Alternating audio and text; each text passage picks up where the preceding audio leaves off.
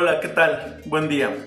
En esta ocasión, en este video, vamos a platicar sobre cómo he venido trabajando y estructurando el marco teórico de mi proyecto de investigación doctoral sobre la satisfacción con la educación a distancia en línea en una facultad de psicología de la Universidad Veracruzana. Bueno, pues voy a comenzar compartiendo pantalla para poder observar la presentación que he elaborado. Listo. Bueno, pues como comento, el título es Satisfacción con la educación a distancia en línea en una facultad de psicología de la Universidad Veracruzana, conocida como la UV. Esto es parte de el proyecto que llevo doctoral. Voy a presentar mi marco teórico. Mi nombre es Gerson Castellanos Celis, estudiante del doctorado en educación en la Universidad IEXPRO, y mi asesor es el doctor Francisco Sergio Díaz González. Pues bien, ¿cuál es el tema con el que voy a trabajar? Bueno, esto es la satisfacción de la educación a distancia en línea en una facultad de psicología de la Universidad Veracruzana, considerando pues el periodo tan complejo y complicado que hemos estado viviendo con esta contingencia sanitaria derivada del SARS-CoV-2, del COVID-19. Entonces, ¿cómo han venido los estudiantes y los docentes adoptando esta modalidad y cuál es su satisfacción al trabajar con esta modalidad?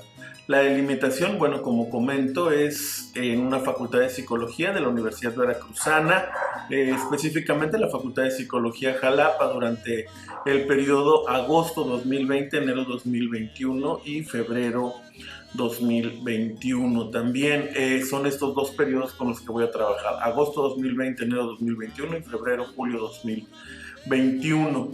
Primero, pues vamos a trabajar un poquito con la conceptualización sobre mi marco teórico, sobre la integración de mi marco teórico. ¿Para qué nos sirve el marco teórico? Bueno, de acuerdo a Rojas, en el 81, pues nos dice que consiste en sustentar teóricamente el estudio, lo que se traduce en buscar, seleccionar, analizar y concentrar y finalmente exponer las diversas teorías, ¿no?, que se presentan sobre un fenómeno determinado. Es decir, en este marco teórico yo voy a construir todo el borde de teorías, de investigaciones, de elementos que se hayan realizado con anterioridad, que le van a dar forma a mi investigación. Voy a, como bien lo dice el término, voy a enmarcar en estos procesos teóricos, en estos enfoques teóricos, en investigaciones previas, y cuáles son los conceptos con los que voy a trabajar en un marco determinado para decir, esta situación se presenta en estas condiciones hablando de estos elementos. ¿Cuáles son algunos antecedentes que tenemos que tener claro? Pues sobre todo los de la educación o matriculación por correspondencia, hablamos de ella por el año de 1728, donde todo comienza con cartas y con elementos de taquigrafía. Ahí es cuando comenzamos a hablar de educación a distancia, ahí son los primeros indicios. De hecho, hay algunos escritos que hablan sobre que René Descartes enseñaba algunas cuestiones de filosofía también por correspondencia, incluso antes de las cuestiones taquigráficas. Lo hacía de manera escrita, ¿no? Enseñaba unas cuestiones de filosofía. Sin embargo, no hay registros muy claros, solamente algunas cartas. Sin embargo, ya en el Boston Gazette para el año de 1728, el profesor Caleb Phillips pues ya comenzó a trabajar de esta manera, y ahí es donde comenzamos a hablar los primeros registros de educación remota. Ya más actualmente tenemos otras definiciones, como por ejemplo la educación a distancia es el sistema de enseñanza en el que el estudiante realiza la mayor parte de su aprendizaje por medio de materiales didácticos que son preparados por docentes y que no hay una línea presencial en el momento en el que se abordan y en el momento en que se ejecutan las secuencias didácticas que se puedan crear. Esto ya en 1983. ¿Y cómo se ha venido dando este desarrollo? Bueno, como comentamos, va desde la correspondencia. Ya más adelante, cuando van apareciendo los primeros medios electrónicos, las primeras herramientas electrónicas, a través del correo electrónico, herramientas de comunicación sincrónica, estoy hablando de chats, estoy hablando de foros de discusión. Recordemos por ahí que Yahoo es una de las primeras herramientas públicas donde comienzan a dar estas oportunidades de poder generar hilos de discusión a través de foros muy específicos. 4chan es otro de ellos, donde tú generas un foro y puedes ir discutiendo a través de ellos, y algunas universidades, algunos docentes, algunos institutos comenzaron a tomarlo para la educación. Posteriormente comienzan a aparecer estas plataformas educativas donde integran todos esos elementos. En una plataforma educativa podemos encontrar el elemento del correo electrónico, el elemento también del foro de discusión, del chat, pero tienen un elemento principal que es el seguimiento que se le puede dar al estudiante con la entrega de sus actividades y con la retroalimentación que se le puede generar. De ahí es donde se desprenden diferentes herramientas consideradas como LMS, Learning Management System, o algunas otras donde podemos llevar el registro de la calificación del estudiante. Tenemos, por ejemplo, Moodle, una de las más conocidas y pues que más se utilizan a nivel mundial. Y actualmente ya hablamos de ambientes virtuales de aprendizaje, donde algunas herramientas se integran de manera diferente. Por ejemplo, tenemos Microsoft 365, tenemos toda la suite de Google o la G Suite llamada, donde todas esas herramientas que de manera independiente han venido progresando se integran para crear un ambiente específico de aprendizaje, ya no en una plataforma. Podemos identificar, por ejemplo, que Google cuenta con Classroom y además cuenta con herramientas para poder crear diversas versiones de documentos, ya sea procesadores de texto, presentaciones electrónicas, documentos específicos, incluso PDF, y todos los puedes vincular hacia un espacio determinado, ¿no? En Google Classroom, ¿no? También agregar alguna imagen, pero también funcionan por separado, entonces te permite la integración de diversas herramientas a diferencia de las plataformas educativas donde estás en un solo ambiente encerrado, ¿no? Entonces, estas son algunas de las definiciones que tenemos que tener presentes y del desarrollo que se ha venido generando. ¿Cuáles son los enfoques de aprendizaje y rendimiento académico y satisfacción de los alumnos en los que me estoy sustentando? ¿Cuáles son estos fundamentos teóricos? Sobre todo en Recio, en el 2005, donde él en una investigación establece una relación entre los componentes de un plan de estudio diseñado para una modalidad de enseñanza virtual de nivel educativo medio superior y la satisfacción que ya tienen los estudiantes con base en la comparación de esas expectativas. Esta investigación es muy interesante, este fundamento teórico es muy interesante, ya que pone en evidencia algunos elementos que tienen que ver con la formación y que tienen que estar presentes en todo momento para que el acto educativo se pueda llevar a cabo. No basta, esto lo he mencionado en muchas ocasiones, no basta solamente con querer, también tienes que poder. Y el poder implica que tú cuentes con algunas estrategias de estudio autónomo para poder llevar a cabo los procesos necesarios y apropiarte de los contenidos. Lo mismo desde la docencia. Debes de contar con ciertas estrategias que te permitan generar didácticas óptimas para que los estudiantes puedan apropiarse de esos contenidos. Otro fundamento en el que estoy trabajando y estoy enfocando es el juego de las generaciones y cómo han venido cambiando los estudiantes, estos de Prensky. Esto también se soporta un poco en todas las teorías conectivistas que han venido sucediendo a partir del año 2000. Recordemos que antes pues teníamos enfoques como constructivistas, conductuales, etcétera, pero actualmente a partir del año 2000 estas teorías conectivistas, donde ya se presenta la integración de la tecnología en los procesos educativos, nos permiten hacer masivos estos procesos y poder utilizar diferentes herramientas tecnológicas para poder tener éxito en estos procesos, ¿no? Otro fundamento muy importante son los límites y desafíos y oportunidades para enseñar en el mundo virtual, ¿no? A través de la innovación educativa.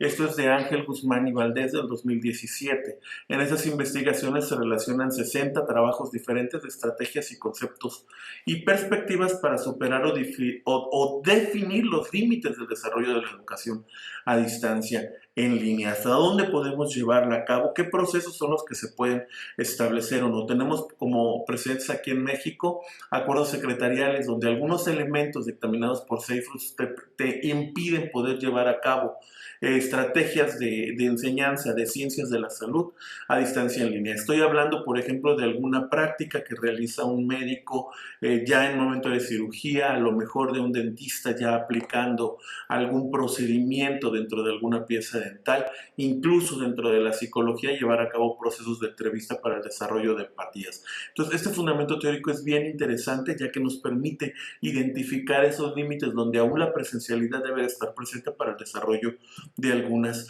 evidencias. Y finalmente tenemos que tener claro cuando hablamos de educación a distancia en línea de qué estamos hablando cuando hablamos de ello. Educación virtual o educación a distancia, educación virtual a través de plataformas y diversas plataformas, y de ahí enfocarnos directamente en lo que hace la Universidad Veracruzana, cuáles son las diferentes dimensiones de la educación a distancia, tanto en la enseñanza a distancia, el contexto con prácticas del profesor, la evaluación que se realiza, los conceptos de satisfacción, el grado de satisfacción que se puede tener en diferentes dimensiones. Esos son elementos que he intentado marcar de manera muy específica en mi marco teórico. ¿Cuáles son algunas características cuando hablamos de educación a distancia en línea? Bueno, implica que la mayor parte de la comunicación educativa entre el profesor y el estudiante tenga lugar de manera no contigua, es decir, de manera asíncrona o asincrónica, también como lo llaman algunos autores. Debe implicar una comunicación bidireccional. Hay un fenómeno que estoy experimentando últimamente en los procesos de enseñanza que estoy llevando en la facultad, y es, por ejemplo, el hecho de no abrir la cámara. A pesar de que hay un discurso entre el estudiante, el no abrir la cámara, no hay un ciclo de comunicación que se cierre, ya que elementos de comunicación no verbal no están presentes. Entonces, el esquema que conocíamos naturalmente de comunicación, donde existe un emisor, un receptor, un código, un mensaje, pues comienza a modificarse. Si bien el proceso se ejecuta, los elementos de comunicación no presencial, y no verbal, que se llevan a cabo en la presencialidad, pues se rompen en este esquema al no tener encendida, por ejemplo, la cámara. Además de que la educación a distancia utiliza la tecnología para mediar la comunicación bidireccional necesaria.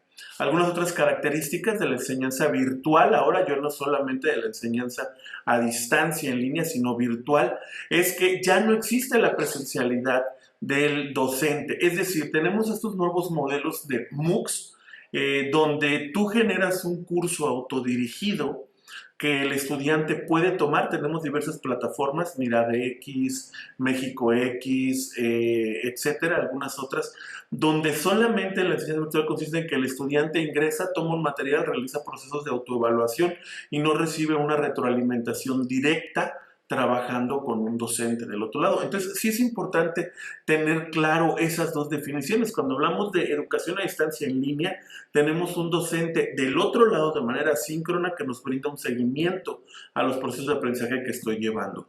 Cuando hablo de enseñanza virtual exclusivamente, estoy hablando de que no existe este docente del otro lado.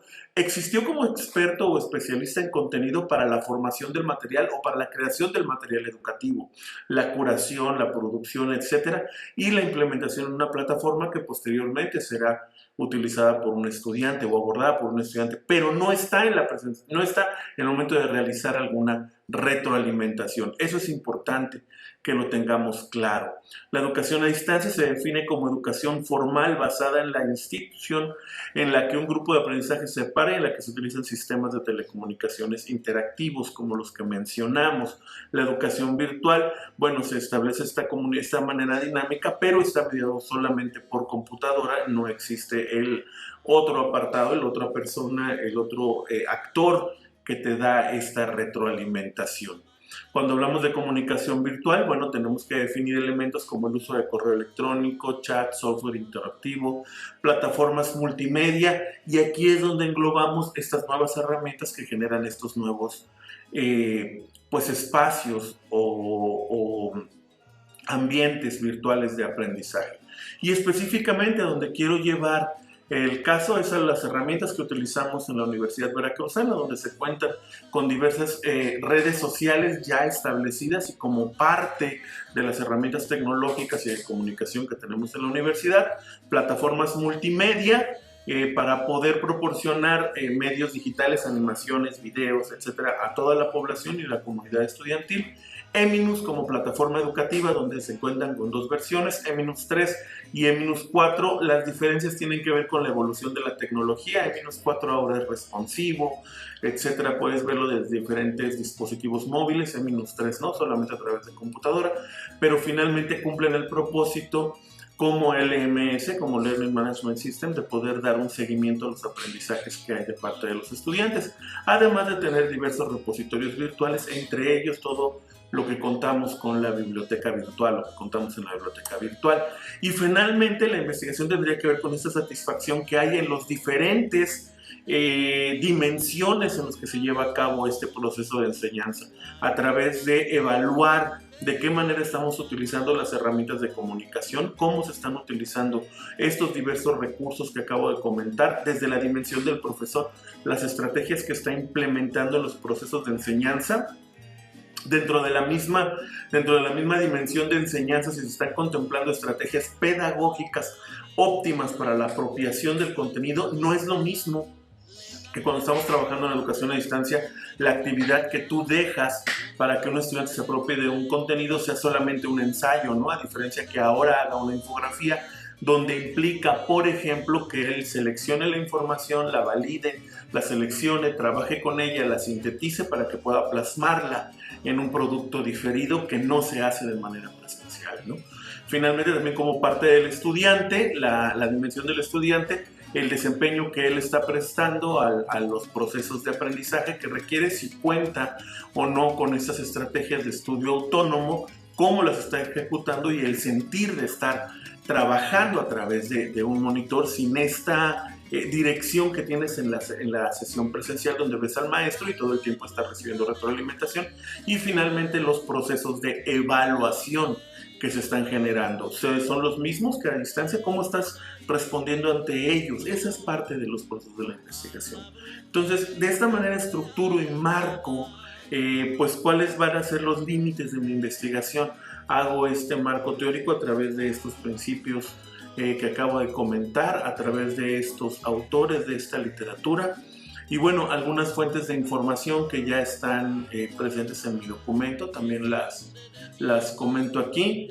Y pues vaya, de manera general en eso consiste la investigación con la que voy a estar trabajando durante pues ya este último ciclo, ¿no?